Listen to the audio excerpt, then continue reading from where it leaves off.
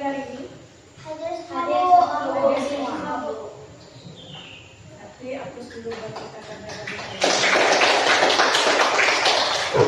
Baik, kita sudah mulai pelajaran. Kita sudah berdoa juga. Kita speaking dulu ya.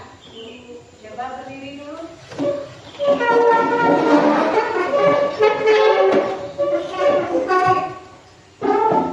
Jadi ke depan, nak, ke depan. Ke depan dulu. Bergerak. Gak bisa dia depan aja. Depan aja. Ya, agak ke depan. Terus samping sini. Oke. Ya, yang lain keluar dari mejanya. Oke. Oke. Ya, dari situ nunggu situ. Nunggu situ. Ya, dari situ nah. Tangan lompat. 1, 2, 3. Di sana senang, di situ senang, di sini kita sedang belajar materi baru, materi keren, berpikir komputasional. Ayo kita semangat belajar teknik, biar jadi anak hebat masa depan. Ayo. Coding dan KA-nya nanti. Kemarin kita sudah belajar coding dan KA. Nah, sekarang kita akan belajar berpikir komputasional sebagai dasar coding dan kecerdasan artifisial. Mari kita bahas. Oke. Di sini ada pertanyaan pematiknya. Ya, pertanyaan pematik. Bisa dibaca? Bisa. Apa itu? Coba. Apa itu berpikir komputasional? Ada yang tahu? Belum. Nomor 2. Dapat kalian dengan bagaimana berpikir komputasional diterapkan dalam menyelesaikan berbagai masalah kehidupan sehari-hari? Dapatkah kalian menguraikan bagaimana berpikir komputasional diterapkan dalam menyelesaikan berbagai masalah kehidupan sehari-hari? Dapat tidak? Masih belum bisa ya? Kita belajar sama-sama. Nomor 3, dapatkah kalian menyebutkan apa saja prinsip berpikir komputasional? Ada yang bisa menyebutkan prinsipnya? Belum ada yang bisa. Oke, belum ada yang tahu ya. Nah, sekarang tujuan pembelajaran kita pada hari ini, mari ya. Tujuan pembelajaran. Ayo coba kita baca sama-sama. Bisa bacanya, Nak? Bisa. Oke, coba baca. Peserta didik mampu memahami konsep dasar berpikir komputasional. Peserta didik mampu menguraikan dan memberi contoh penerapan berpikir komputasional dalam menyelesaikan berbagai masalah dalam kehidupan sehari-hari. Nah, di sini tujuan pembelajaran kita adalah peserta didik mampu memahami konsep dasar berpikir komputasional. Peserta didik mampu menguraikan dan memberikan contoh penerapan berpikir komputasional dalam menyelesaikan dalam kehidupan sehari-hari. Nah, nanti kita nonton video dulu ya. Kita nonton video, kita buka link dulu. Nah, tapi sebelumnya Ibu akan bacakan dulu pengertiannya. Pengertian berpikir apa itu? Komputasional. Besarin. Nah, bisa dibaca? Bisa. Apa itu berpikir komputasional? Untuk memikirkan masalah yang paling kecil dan diselesaikan oleh manusia dan komputer. Nah, pengertian berpikir komputasional adalah cara berpikir untuk menguraikan masalah menjadi langkah-langkah kecil dan terstruktur yang bisa diselesaikan oleh manusia. Ya, terus prinsip-prinsipnya apa aja? Prinsip berpikir komputasional Dekomposisi, pengenalan pola, abstraksi, dan berpikir algoritma. Oke. Selanjutnya, apa itu dekomposisi? Dekomposisi apa? Bisa dilihat, Ibu besarin ya. memecah masalah komputasional. Nah, dekomposisi adalah apa?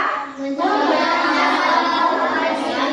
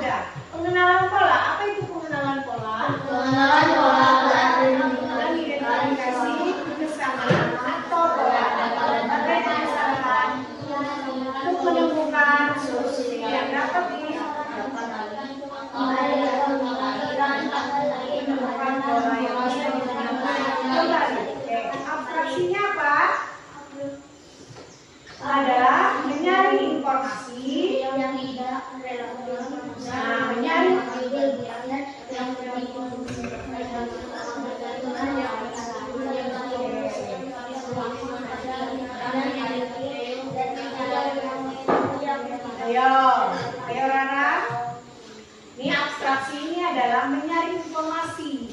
Pernah nggak kalian dapat informasi yang tidak akurat, yang tidak benar?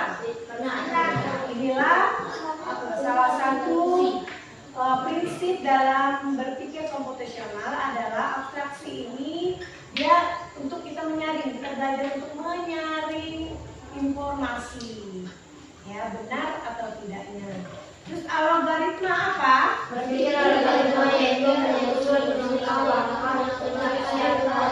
proses yang masing-masing dengan selesaikan suatu masalah tertentu. Oke, tadi prinsip-prinsip dalam berpikir komputasional ada berapa tadi? 4. Ada 4, apa saja? Pertama, dekomposisi, penanaman, abstraksi, dan algoritma. Oke, ini ya kita nonton videonya dulu. Nonton benar-benar lah, dibesarin dulu ini. Tentang Cukup buat kamu yang sudah menebak dengan benar. Berpikir komputasional adalah proses berpikir untuk menyelesaikan masalah dengan efektif dan efisien. Dalam ilmu komputer, proses berpikir ini dilakukan sebelum mulai menulis coding atau pemrograman. Jika sudah direncanakan dengan baik, maka coding yang ditulis akan sesuai dengan kebutuhan dan dapat diselesaikan dengan cepat dan tepat. Tapi ternyata berpikir komputasional juga bisa dilakukan tanpa komputer dan tanpa internet loh. Malah sebenarnya kita pun sudah menerapkannya dalam kehidupan sehari-hari. Mulai dari membuat studi, mencatat ringkasan pelajaran, hingga menyiapkan tas untuk sekolah besok. Wah, kalau kita sudah bisa menerapkannya setiap hari, berarti kita semua sudah mahir dong. Belum tentu. Contoh-contoh tadi kan menerapkan berpikir komputasional pada masalah yang sederhana. Masih banyak nih masalah yang lebih kompleks, seperti misalnya mengatur keuangan bulanan, apa yang harus dilakukan kalau kamu tersesat di tempat baru, hingga memilih jurusan dan karir. Lalu yang lebih penting lagi, ketika kamu dewasa nanti, kamu akan menghadapi era industri 4 dan bahkan 5. Di sini kamu perlu kecepatan untuk memanfaatkan dunia digital, mulai dari mencari dan memilah informasi yang kamu perlukan, hingga menggunakan informasi itu untuk membuat keputusan penting dalam hidupmu. Menghadapi masalah kompleks kehidupan di masa sekarang dan masa depan ini mirip seperti merencanakan coding yang sudah dibahas sebelumnya. Kuncinya adalah memahami masalah dengan tuntas dan mencari cara menyelesaikan yang efektif dan efisien. Nah, kalau begitu, bagaimana agar kita bisa berpikir komputasional? Sekarang kita bahas ya 4 landasan dari berpikir komputasional. Yang pertama, dekomposisi. Dekomposisi artinya membagi masalah kompleks ke bagian yang lebih kecil agar mudah diselesaikan. Misalnya kamu ditunjuk jadi ketua panitia lomba 17-an, maka untuk memudahkan pelaksanaan, kamu bisa menunjuk panitia bagian acara, konstruksi, publikasi, keamanan, dan lainnya. Yang kedua, pengenalan pola. Artinya mencari kesamaan dan pola di antara bagian-bagian masalah kompleks yang sudah dipecah. Misalnya kamu hendak melipat dan menyimpan jemuran di rumah, maka kamu perlu bisa mengenali jemuran milik ayah, ibu, kamu, adik, dan milik bersama seperti spray, handuk, dan lainnya. Ini karena jemuran-jemuran itu perlu disimpan di tempat yang berbeda. Yang ketiga, abstraksi. Artinya fokus pada informasi yang penting saja, mengabaikan detail yang tidak diperlukan. Misalnya kamu hendak menceritakan pengalamanmu berwisata ke luar kota. Tentunya kamu mengalami banyak hal dari mulai berangkat di bus, berfoto bersama, makan di restoran, menginap di hotel, hingga perjalanan pulang. Tapi nggak mungkin kan kamu ceritakan semua kejadian dengan detail pada teman-temanmu. Pasti mereka bosan kalau kelamaan. Jadi kamu harus mencari beberapa kejadian yang menarik saja untuk diceritakan pada teman. Yang terakhir, algoritma. Artinya membuat langkah-langkah penyelesaian atau membuat aturan yang diikuti untuk menyelesaikan masalah. Misalnya kamu diberi daftar belanja di supermarket oleh ibu. Ada minyak goreng, telur, roti, sayur, dan kopi. Lalu kamu harus buru-buru karena ibu sudah mau memasang dengan minyak goreng itu Nah, kalau seperti ini, satu cara yang efisien misalnya mulai dengan mengambil barang yang paling dekat dari pintu masuk hingga terakhir yang paling dekat dengan kasir. Nah, itu dia 4 landasan berpikir komputasional yang perlu diterapkan untuk memecahkan masalah yang kompleks. Lalu berikutnya, apakah ada cara untuk mengasah kemampuan berpikir komputasional? Tentu ada. Selain bisa coba kamu terapkan ke masalah sehari-harimu, kamu bisa juga latihan soal untuk mengasahnya. Misalnya, gurumu akan memberikan soal-soal computational thinking di mata pelajaran matematika, bahasa Indonesia, dan IPAS dalam kurikulum mereka. Selain itu, kamu bisa ikut tantangan bebas Indonesia juga. Yuk coba simak satu contoh soal computational thinking. Dalam bis studi wisata, ada 3 kelompok anak yang akan diantarkan ke 3 tujuan berbeda. Bis berhenti pertama di restoran, lalu hotel, dan terakhir di museum. Hanya ada satu tempat penyimpanan koper di samping bis, yang hanya bisa dibuka dari satu pintu. Sopir bis ingin mengatur koper-koper penumpang hingga mudah dikeluarkan. Bantu supir bis menentukan urutan memasukkan koper-koper itu ke dalam tempat penyimpanan. Pertanyaan, koper kelompok anak yang mana yang dimasukkan terakhir? A. Anak yang ingin pergi ke museum. B. Anak yang ingin pergi ke restoran. C. Anak yang ingin pergi ke hotel. Atau D. Yang mana pun boleh. Soal ini diadaptasi dari challenge.bebas.org.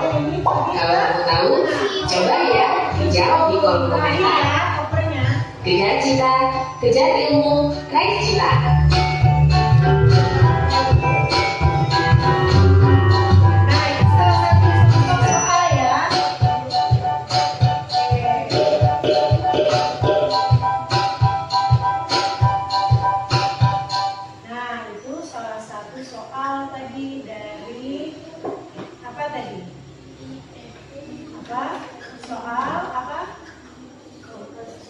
Berpikir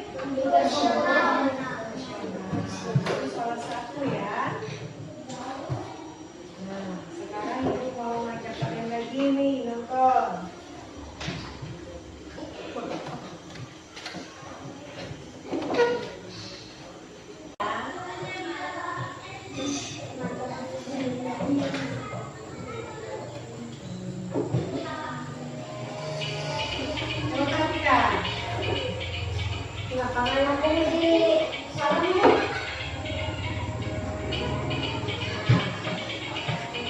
Apa saja itu dari komposisi, pengenalan, pola,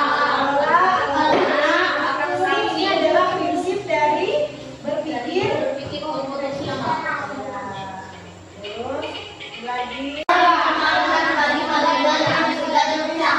mencari persamaan dari bagian yang sudah dikerja, menyiapkan buku untuk sekolah, mengikuti jadwal pelajaran yang sudah pernah ada kan jadwal di rumah?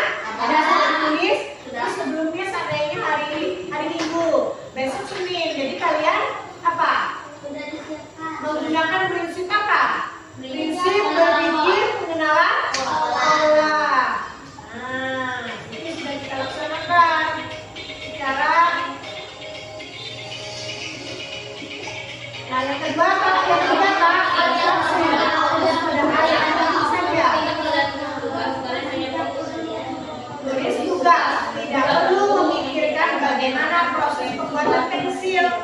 Nah, saat ibu memberikan kalian tugas, apakah kalian fokusnya mengerjakan tugas tersebut atau malah mencari bagaimana proses pembuatan pensil? Enggak kan? Jadi fokusnya adalah mengerjakan tugas yang sudah diberikan. Ayo, kenapa ya Ran? Bagaimana kita? Ice breaking lagi kah atau gimana? Kita mau menyanyi? Hah? Ya, silakan. Nah, yang kedua coba ya. Yang berapa ini? Yang berapa? Yang 3. Hah? Halo, ya, apa itu? Salah. Ya, membuat pertama masukkan di siapkan mangkok. Biasanya seperti itu ya, siap sama apa tuh air mendidih. Pertama didihkan air, kedua supaya enggak banyak pakai ibu. Ya, yang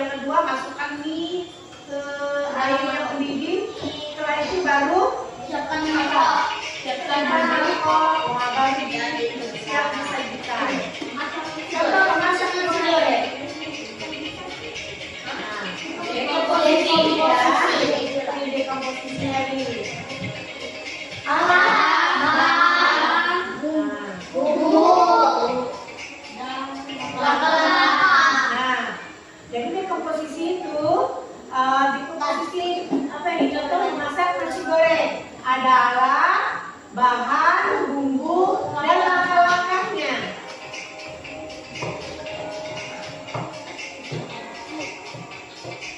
Nah, alatnya apa saja nanti diuraikan di situ. Alatnya apa saja? Ada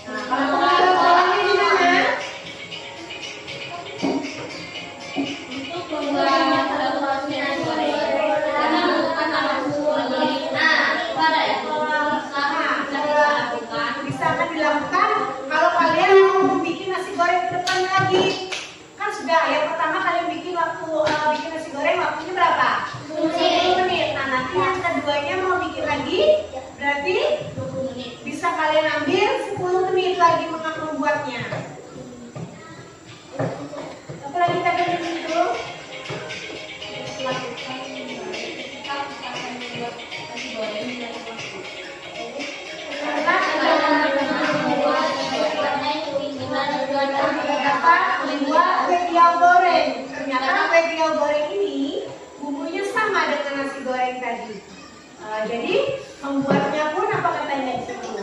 Proses dan bumbunya hampir sama, membuat nasi goreng juga yang tadi memiliki pola yang hampir sama meskipun bahan dasarnya berbeda, tapi waktu membuatnya sama. Nah, dan cara membuatnya juga sama. Itulah pengenalan pola ya. Nah, lagi.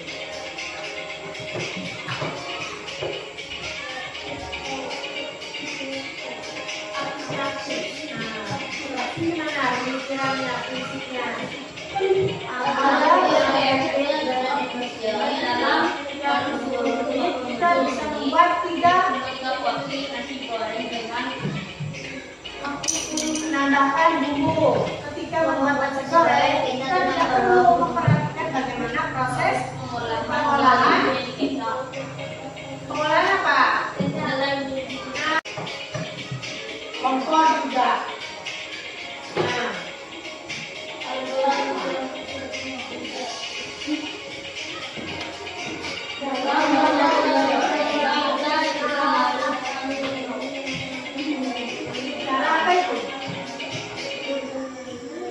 Dalam membuat nasi goreng, kita juga harus bisa mengurutkan langkah-langkah secara logis, berurutan dan rinci. Nah, langkah-langkahnya panaskan minyak itu algoritma ya nak ya. Goreng telur dan bumbu, masukkan nasi dan bumbu, minyak, kecap. Ya, itu algoritma.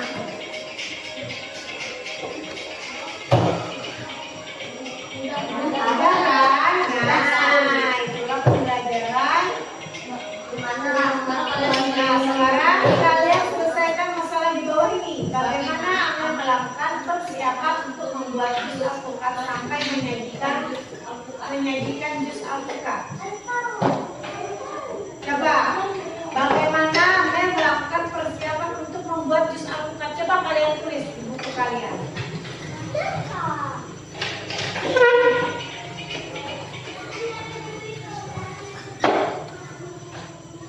Bagaimana membuat jus alpukat? Nggak boleh nyontek ya. Menurut kalian aja.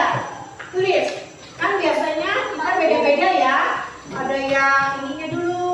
yang apanya dulu, pokoknya beda. Yang penting hasilnya jadinya jus alpukat. Apa saja bahannya, proses-prosesnya.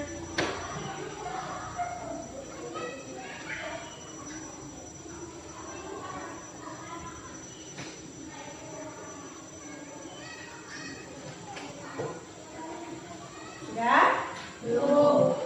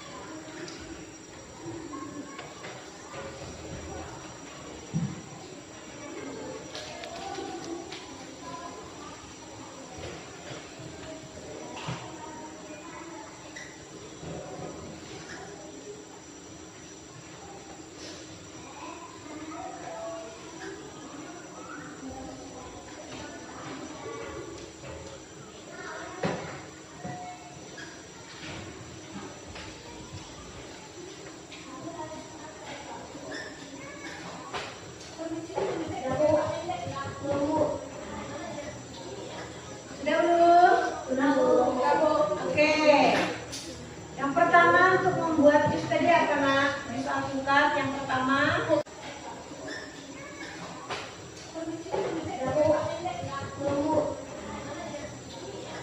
Sudah belum? Sudah, Bu. Sudah, Bu. Oke. Yang pertama untuk membuat jus tadi apa, Nak? Jus alpukat yang pertama. Kupas kulit alpukat, lalu potong buah alpukat, masukkan ke blender, kasih es batu, kasih air gula dan susu. Kasih apa? Gula. Kasih air gula. Air gula dan susu. Yang lain? Bumbu. Masukkan air gula, kasih gula. Tubuhkan buah alpukat dan coba membuatkan seperti susu dan lainnya. Terus setelah itu apa lagi? Siapkan alpukat dan siapkan es batu. Siapkan blender dari blender. Siapkan wadah jus. Kasih air dan susu. Sudah, Bu. Nah, apa lagi? Masukkan es batu. Kedua masukkan air dan es batu dalam blender. Potong buah alpukat kasih susu. Ya, alpukat dan susu. Sudah, Bu. Ya, bagaimana apa? Langkah pertama adalah mencuci buah alpukat atau jus. Lalu potong menjadi dua bagian. Setelah itu siapkan blender untuk membuat jus alpukat. Terus masukkan alpukat ke blender jika sudah, lanjutkan di gelas. Lalu masukkan es batu. Setelahnya kasih susu vanila. Diperas kan? Apa kata tadi? Blender. Setelah di blender, Blender masuk ke gelas. masukkan ke gula. Oke. Terus susunya apa? Terakhir. Kalau siapa lagi? Ayo kelompok sana. Ya, Rara. Potong buah alpukat yang daging dan kalau sudah langsung dimasukkan gelas dan es batu. Kita buah alpukat dan air disajikan di gelas. Ya, kan di gelas. Susunya terakhir atau enggak? Langsung di blender itu kan? Oh ya. Siapa lagi? Kalau punya es krim tadi susu dengan gulanya tadi ya, gulanya di blender langsung atau terakhir? Pas ditaruh di blender? Oh langsung di blender. Kalau punya Nathan dia terakhir ngasih susunya. Kalau punya Tiara? Terakhir. Terakhir. Nah, berbagai macam ya. Ada yang langsung, ada yang kan gini, nyiapin bahan atau apa. Ada yang langsung di blender dari es batunya, apa lagi? Alpukatnya, susu kental manisnya, air gulanya langsung di blender jadi satu. Ada juga di blender dulu. Apanya yang di blender dulu? Ada juga alpukatnya dulu yang di blender sama es batunya. Setelah itu ditaruh di gelas baru dikasih susu dan Ayo Tiara. Ada juga seperti itu, tapi hasil akhirnya adalah jadilah sebuah jurus alpukat. Oke, ini sekarang selanjutnya. Nah, sekarang kalian selesaikan lagi masalah ini. Bagaimana Lina melakukan persiapan untuk mencuci pakaian sampai pakaian ini dalam menggunakan mesin cuci. Di sini ada yang punya mesin cuci? Punya. Pernah mencuci pakaian mesin cuci? Coba dijelaskan. Ayo, coba dijelaskan.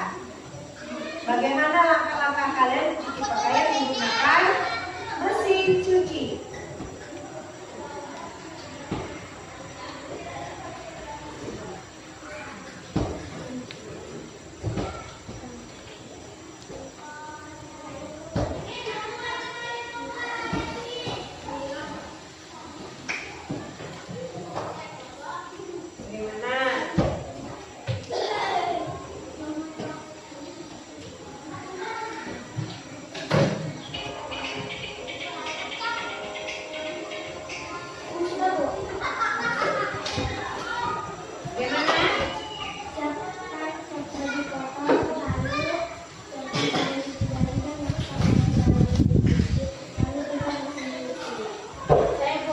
Kasih sabunnya sudah?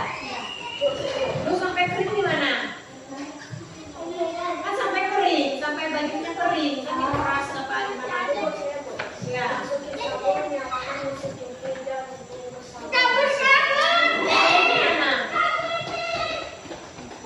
Kamu cuci apa? Pakaian dulu kamu masukin, gimana?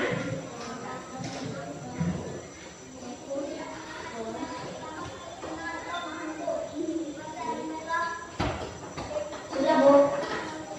Langkah pertama, siapkan baju kotor dimasukkan ke dalam mesin cuci, dikasih sabun dan digunakan. Prinsip dalam hidup ada dekomposisi. Dekomposisinya apa? Menyiapkan apa yang disiapkan? Pakaian yang kotor. Apakah pakaiannya kalian pilih atau tidak? Tidak. Hah? Kalau ada pakaian yang warna putih bagaimana? Dengan pakaian yang lain itu gimana? Bisa Bu. Hah? Dipisahkan. Terus apa lagi? Dekomposisinya. Kalian atur nggak? Waktu buat mencucinya berapa menit? Ada nggak pengaturannya? Nah, kalau pakaiannya tidak terlalu kotor atau pakaiannya jumlahnya sedikit, maka diaturnya 10 menit. Ya, ada yang 10 menit. Apa lagi? 15 menit. 5 menit. Kalau pengenalan pola dalam mencuci pakaian tadi apa saja?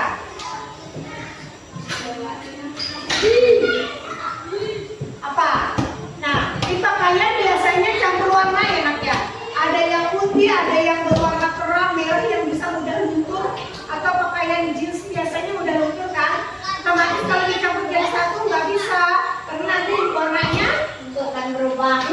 yang warna putihnya. Jadi akhirnya, nah kita berpikir prinsip menggunakan pengenalan pola yaitu dipisahkan. Nah itu sudah pengenalan pola kalian, dipisahkan warna yang tidak luntur, putih segala macam, warna yang merah, warna yang apa, jadikan satu. Jadi mencucinya yang putih khusus yang putih, yang berwarna khusus berwarna, ya nggak? Itu adalah pengenalan pengenalan pola. Apa tadi pengenalan Pola. pola. Nah, apa lagi? Abstraksi. Dalam mencuci pakaian tadi apa? Adalah prinsip apa? Abstraksi. Apanya? Caranya.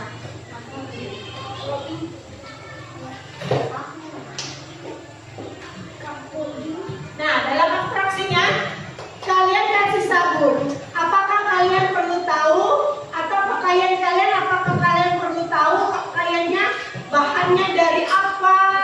Tidak perlu kan? Yang penting kalian cuma tahunya membedakan warna. Ya, nggak perlu tahu kan? Ini bahannya dari apa? Apakah pokoknya nggak tahu? Deterjennya dari cara membuat deterjennya nggak perlu tahu kan? Karena nggak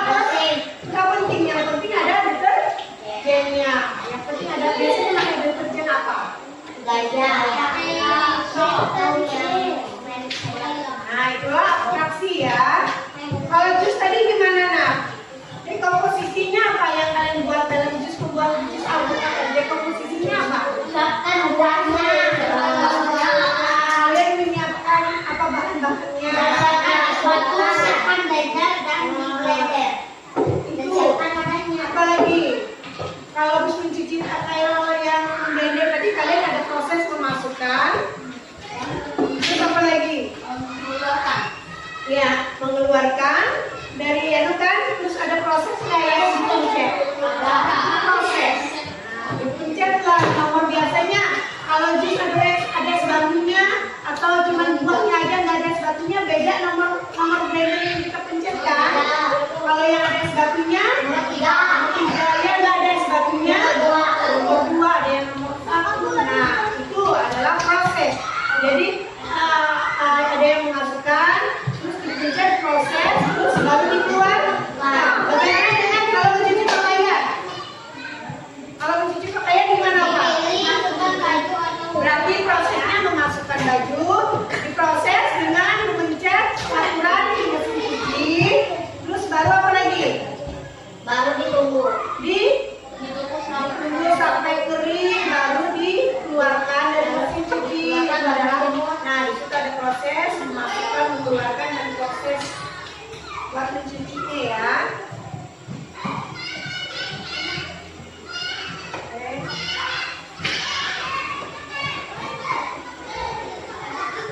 Sekarang ibu kan sudah bagikan kelompok kalian.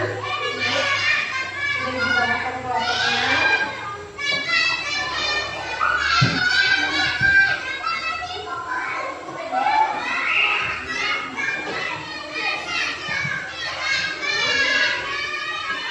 Itu pembelajaran ini telah bisa dicatat ya Pak.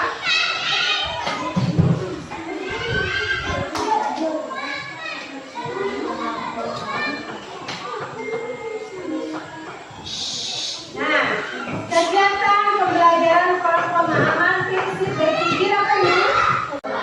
Ya. Nah, nih 4 ke 6 jadi tambah berapa nih? 2. Pencet berapa? 2. 2 ke 6 jadi 8. Berarti ini berapa nak? 2. Kita pencet 2 ya. Tambah 2 ya. Nah, berarti nilainya di 2. Oke, yang selanjutnya. Berapa kira-kira? 10, 20, berapa? 25. Berarti dia konsepnya 5 ya. Hebat, terus ini apa? 45. Dari 50. Nah. Kalau yang ini berapa? 1, 2, 3, 4, 5 ya. Nah. Tuh. Nah, kita sapa? Plak. Plak. Ya, menggunakan komputer. Nah, ini nanti kita ada kalau tidak menggunakan komputer itu disebut apa tadi nak? Tempat tidur. Kepala kan bantal. Terus tempat tidur mempunyai tempat indah yang Ya. 4 kaki dan 1 kaki kita. Jadi itu mengacu kepada tempat tidur. Ya. Kalau amplaknya, ayo coba teka-tekinya. Ada ya nggak? Siapa yang punya teka-teki? Nah, dengarin. Dia mempunyai satu kasur, tapi anaknya banyak. Nah, dia mempunyai 1 kasur. Anaknya banyak kata Yora. Salah. Apa Yora? Salah. Apa? Korek api yang kecil-kecil. Korek api yang kayu itu Nana. Yang ini membantu hidup berbagai situasi, mulai dari pengambilan apa ya? Keputusan. Mana jadi waktu? Keputusan kenapa keputusan? Rahman? Kalau kalian biar kelas kalian cepat bersih, yang kalian lakukan apa? Dengan buka roh, itu yang ada yang menyapu itu termasuk apa tadi nak? Dekompo,